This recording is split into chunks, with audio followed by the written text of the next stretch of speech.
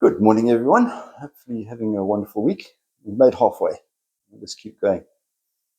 We continue with Genesis, the story of Genesis, and it's chapter 8 today. And it tells us in that, interestingly enough, remember I mentioned symbolic numbers yesterday, should not be taken literally. Apparently, Noah was 601 years old when the waters dried up. And 601 years is a long time. And most people are not going to survive very well over that period of time, particularly if they're stuck on an ark. So that number is not intended for us to be taken literally.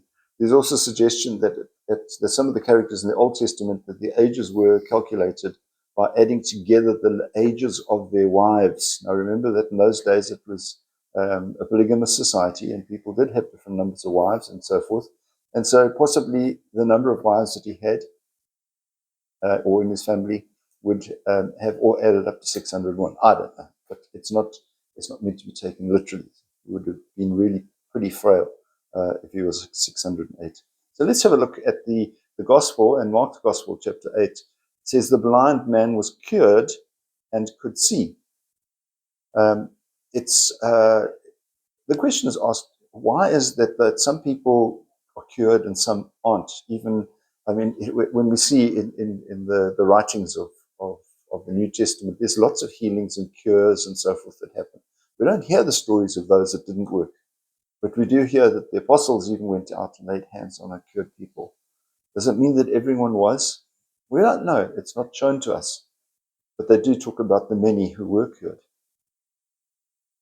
As far as curing and healing and miraculous cures are concerned, there are some things that we can explain, and there's some things we just can't. We can try and rationalize them, but we can't really come up with an answer. So some things are just beyond our understanding. And if they're beyond our understanding, then effectively they are miraculous. How is it some people are healed? And also, how is it that some people aren't?